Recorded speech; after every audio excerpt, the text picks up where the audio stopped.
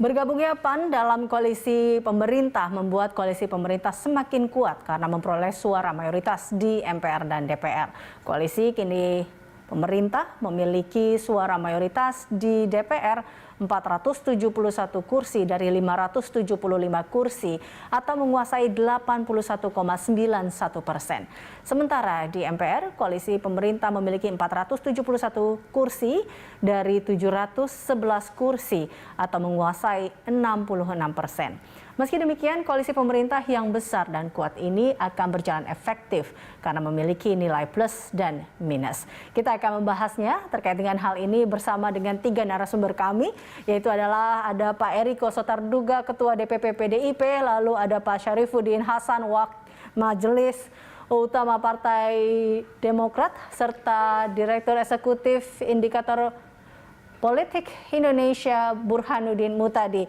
Baik, saya koreksi tadi Pak Syarifuddin Hasan adalah Majelis Tinggi Partai Demokrat. Terima kasih Bapak-Bapak telah bergabung bersama kami dalam Prime Time. Mungkin saya langsung ke Pak Enrico terlebih dahulu. Pak Enrico, ini menanggapi dengan masuknya PAN kali ini ke dalam partai koalisi tentunya menambah besar jumlah kursi atau bisa dibilang menambah kuat juga. Ini tergantung dari partai koalisi melihatnya. Apa yang Anda lihat? Kenapa kita lihat saat ini Anda sendiri melihat bergabungnya PAN ke dalam partai koalisi seperti apa? Jadi begini, Mbak, sebenarnya kalau dalam sistem tata pemerintahan kita ya, atau di dalam demokrasi kita, itu kan bukan demokrasi parlementer. Jadi kalau demokrasi parlementer memang dari awal itu kesepakatannya misalnya yang mayoritas itu mendukung menjadi pemerintahan yang menjalankan tata pemerintahan, tetapi kemudian kalau memang terjadi mosi tidak percaya maka pemerintahan itu akan menjadi tidak berjalan sebagaimana mestinya. Tetapi kalau seperti sistem tata pemerintahan kita, demokrasi kita, sebenarnya yang dikatakan oposisi di luar pemerintahan atau di dalam pemerintahan itu tidak ada secara ansih. Tapi baiklah, kalau kita menerjemahkan dari sudut masyarakat bahwa ada di luar pemerintahan, ada di dalam pemerintahan, ya dengan bergabungnya PAN tentu masuk dalam pemerintahan. Nah kalau kita lihat juga Mbak, pada saat pertama juga pemerintahan Bapak Presiden Joko Widodo kan juga tidak sebanyak ini partai yang bersama-sama. Kalau kita pandang ke negara-negara lain, ini hal yang menarik juga. Contohnya, kita waktu itu ada berkompetisi dengan namanya Partai Gerindra dengan Pak Prabowo. Nah sekarang Pak Prabowo ada di dalam koalisi kita, Partai Gerindra ada di dalam koalisi kita. Jadi tidak ada sesuatu yang mungkin ini satu keunikan tersendiri di dunia ya Mbak ya, bahwa dinamisasi itu bisa saja terjadi. Dan satu lagi yang saya mau ingatkan kepada kita semua, walaupun ini nanti Pak Syarif Hasan bisa menyampaikan, walaupun Demokrat, katakan PKS ada di luar pemerintahan, di luar tata pemerintahan kita, tetapi perlakuannya di DPR, saya kebetulan di Komisi 11, pada saat kemarin kita membahas juga asumsi makro dari akan datang ini, tidak ada Mbak perbedaan yang signifikan. Bahkan kalau mau berbicara jujur, lebih keras kami bertanya dibandingkan dengan Partai Demokrat maupun PKS. Jadi dalam hal ini tidak ada sesuatu yang aneh. Bukan berarti kalau 81% terus kemudian kita tidak juga bisa untuk katakan memberikan masukan atau katakan kritik kepada pemerintah. Tidak seperti itu juga Mbak. Ini yang perlu kita juga klarifikasi atau perlu kita sampaikan kepada masyarakat bahwa di dalam tata demokrasi kita ini adalah hal yang sangat unik, hal yang luar biasa sebenarnya. Baik, Pak Eriko, mungkin tidak ada yang salah terkait dengan jumlah ini, tapi kan tidak ada makan gratis atau tidak ada makan siang yang gratis di politik. Anda melihat bahwa apakah mungkin ada sebuah power sharing di sana dengan bergabungnya PAN di sini sesuai dengan adanya isu-isu yang kemungkinan muncul saat ini terkait dengan bergabungnya PAN? Begini Mbak, kalau misalnya soal katakan ini kita terbuka saja, misalnya ada keinginan PAN atau katakan ada keinginan dari Bapak Presiden Joko Widodo ingin memasukkan katakan PAN sebagai bagian dari koalisi untuk masuk di dalam pemerintahan. Apakah hal itu salah Mbak? Nggak ada yang salah, nggak ada yang keliru. Bahkan kalau di parlementer itu sudah pasti harus terjadi. Tetapi dalam tata pemerintahan kita, kalau kita juga melihat apa yang disampaikan oleh dari PAN, kalau boleh saya kutip ini juga menyerahkan sepenuhnya kepada Bapak Presiden Joko Widodo. Nah, artinya di sini kekuasaan presiden itu ansih prerogatifnya memang kuat. Ya, bisa saja dimasukkan, bisa saja juga tidak dimasukkan. Itu kembali kepada kepentingan tata pemerintahan, kepentingan dari situasi saat ini. Seperti apa situasinya, apalagi dalam situasi COVID ini, dalam situasi pandemik ini. Ini kan bukan situasi hal yang biasa, Mbak. Nah, katakan kalau pada saat ini juga diadakan misalnya katakan evaluasi, apa juga ada yang salah dengan evaluasi itu seandainya seperti itu. Tapi sekali lagi kami tentu tidak mencampuri mengenai hal ini. Biarlah itu menjadi ranah kewenangan dari Bapak Presiden Joko Widodo seperti itu. Baik, Pak Syafruddin, Anda sendiri sebagai Demokrat dan di sini dalam posisi partai oposisi melihat hal ini seperti apa, Pak? Pertama, kami dari Partai Demokrat tentunya menempatkan diri kami sebagai partai yang di luar pemerintahan. Ya sangat itu kami menghargai apa yang dilakukan oleh saudara kami dari PAN untuk bergabung dengan pemerintah.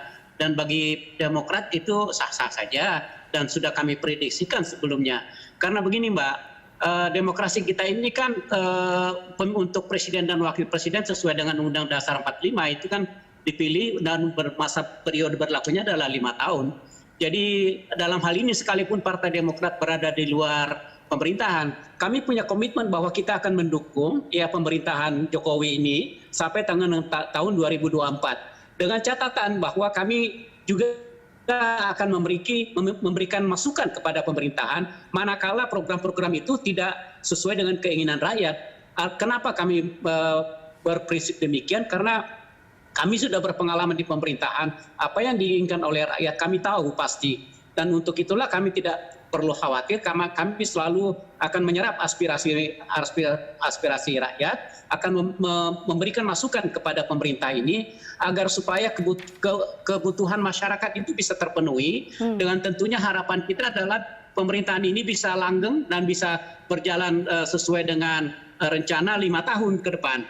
Nah, kita serahkan aja nanti 5 tahun ke depan, apabila rakyat itu merasa kecewa dengan pemerintahan ini, tentu dia akan menentukan pilihannya untuk presiden yang berikutnya.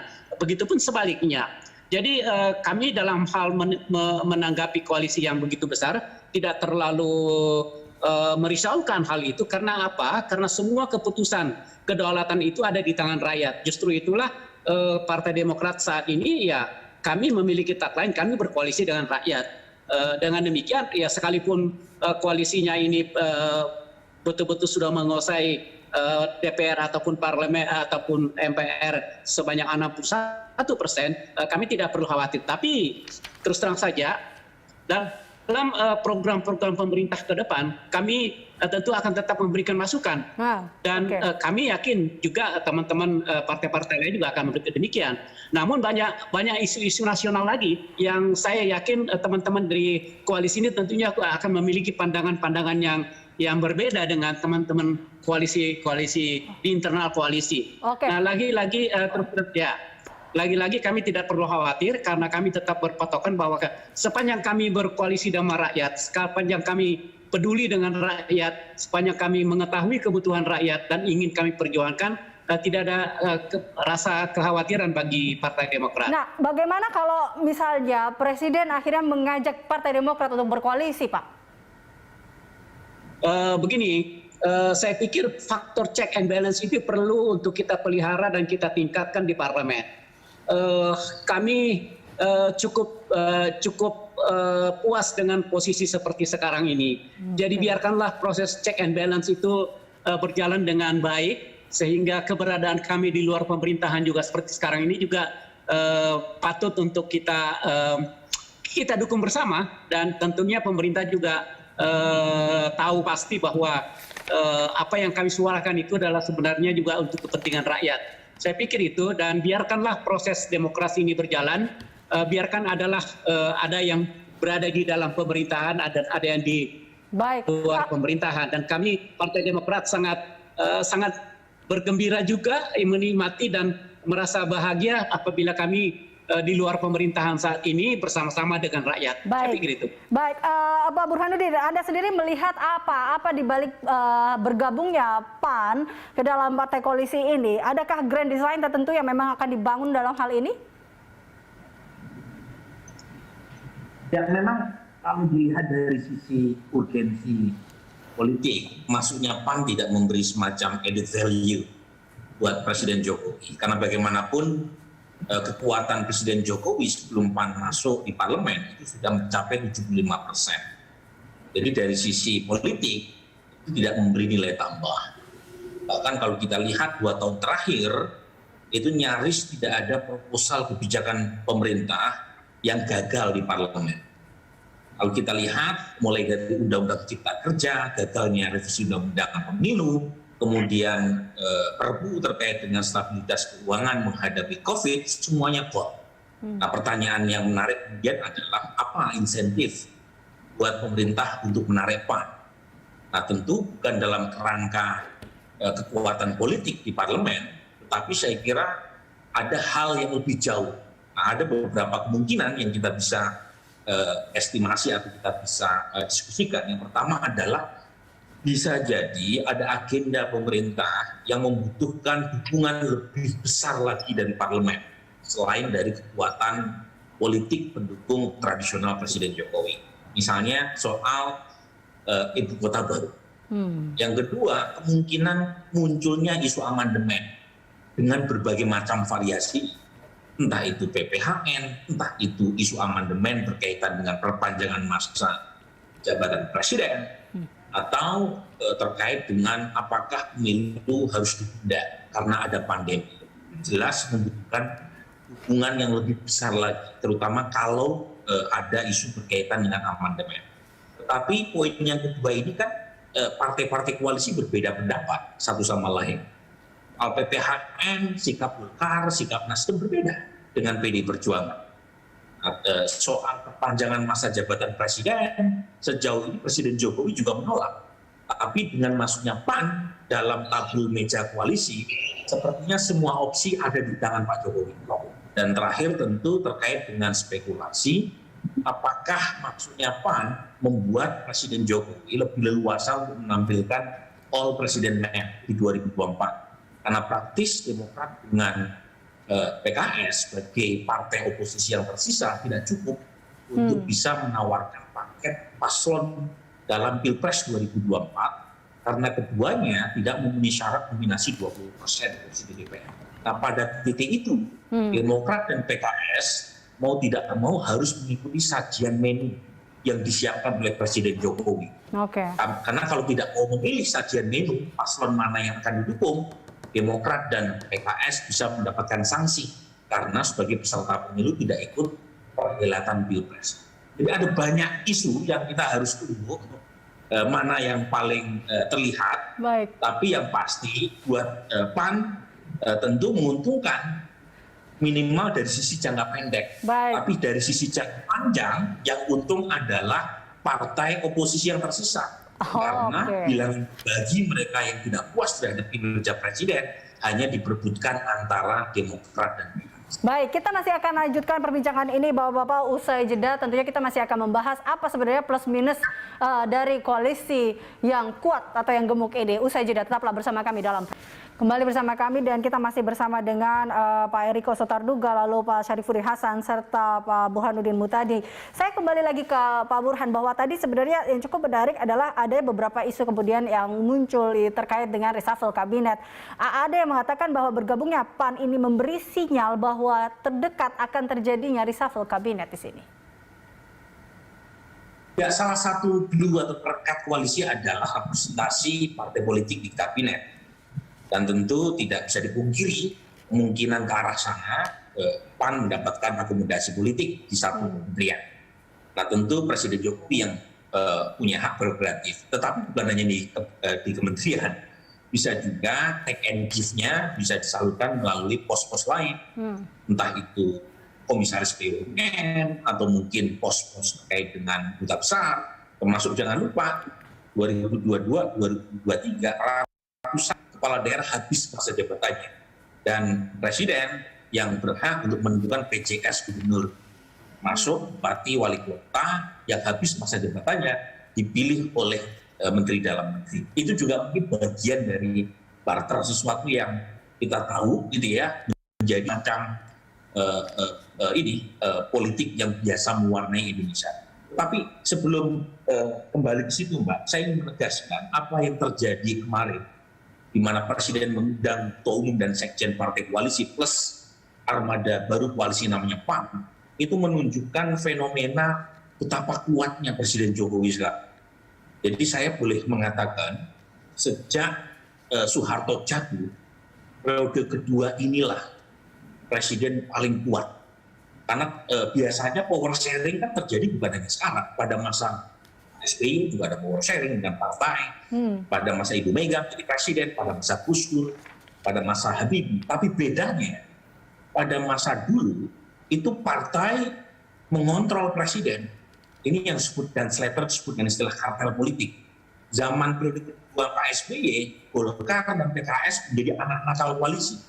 Sekarang yang terjadi kebalikannya, bukan partai yang mengontrol presiden, presiden yang mengontrol partai. Jadi partai koalisi banyak, tapi perilakunya cuma satu. Itu yang disebut dengan istilah one party rule, partai Jokowi.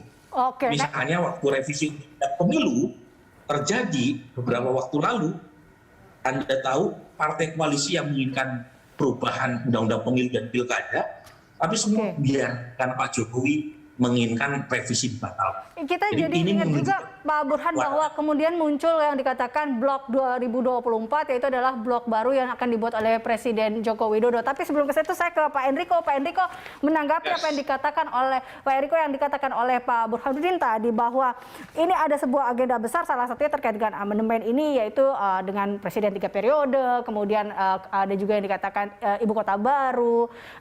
Anda menanggapi hal ini seperti apa, Pak Enrico? Mbak Popi, apakah ada jaminan kalau misalnya di koalisi terus semua geraknya itu satu langkah?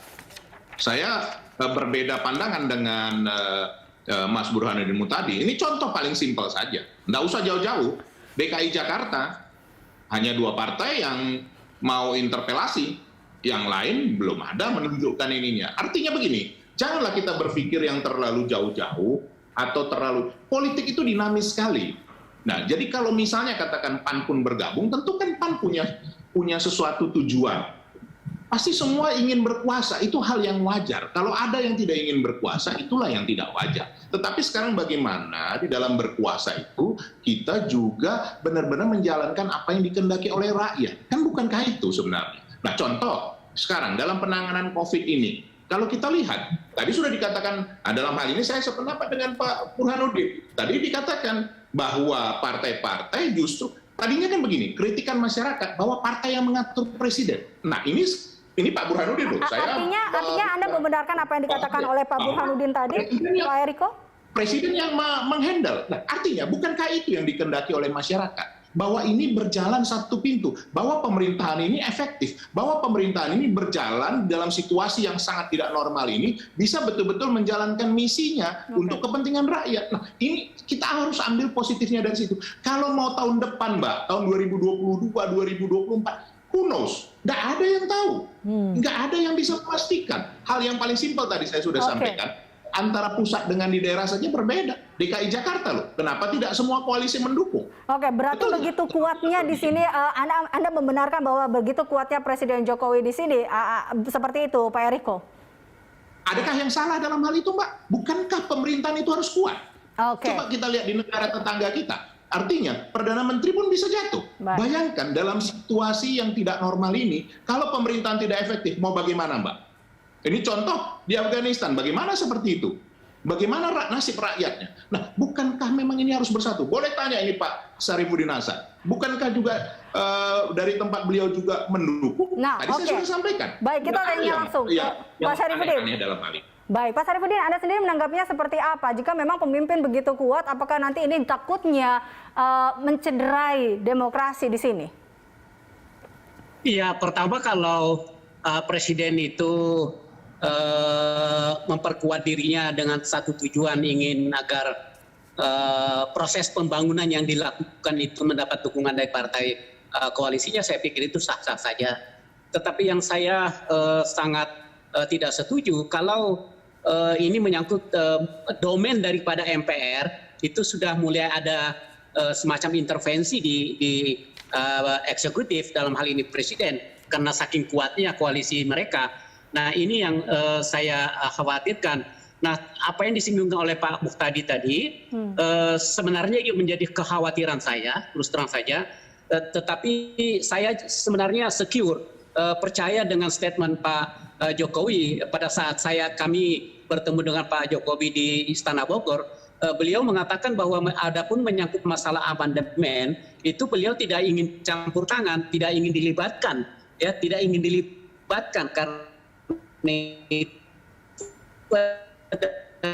adalah domain daripada MPR dan pertemuan kemarin di Istana Negara itu ada bocoran, saya tidak tahu apa ini benar atau tidak, bahwa di dalam pertemuan itu dibicarakan juga menyangkut masalah amandemen. Artinya apa? Statement beliau kepada kami pada saat itu para pimpinan MPR bertemu itu berbeda dengan apa yang kejadian pada saat bertemu dengan koalisi-koalisi mereka di Istana Negara. Jadi harapan saya sebenarnya kalau memperkuat untuk demi kepentingan rakyat pembangunan sampai tahun 2024, saya pada prinsipnya itu sah-sah saja bagi seorang presiden.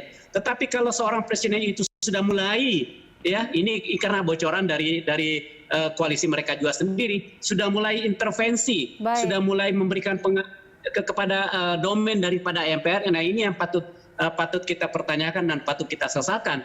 Jadi bukan untuk kepentingan pembangunan sampai tahun 2024, tetapi sudah mulai jauh menyimpang daripada komitmen konstitusi kita bahwa kita harus betul-betul presiden itu hanya menyangkut tentang 5 tahunan. Oke, dan artinya ada kekhawatiran juga yang dirasakan oleh Partai Demokrat di sini kepada rakyat. Oke, baik. Saya ke Pak Burhanuddin. Singkat saja Pak, terakhir ini kalau kita lihat ada yang mengatakan bahwa gemuk ini bisa berarti juga tidak sehat di sini bila terlalu gemuk di sini. Dan ini kalau Anda sendiri melihatnya mungkin plus minusnya dari koalisi atau yang sangat kuat dan gemuk ini seperti apa Pak Burhanuddin? Singkat saja. Ya, plusnya adalah soliditas pemerintah itu akan menguat apalagi di tengah masa pandemi. Ada banyak pengalaman di negara lain di mana turbulensi politik mengakibatkan krisis pandemi berkepanjangan. Misalnya di Malaysia, tidak jauh-jauh, kemudian di Libanon dan di banyak tempat. Jadi soliditas politik itu penting juga dalam rangka memastikan pemulihan ekonomi, pemulihan kesehatan karena dampak pandemi bisa diatasi. Itu kelebihannya. Kekurangannya adalah ibarat orang kegemukan itu banyak lemak jahat, jadi kurang lincah dalam bergerak.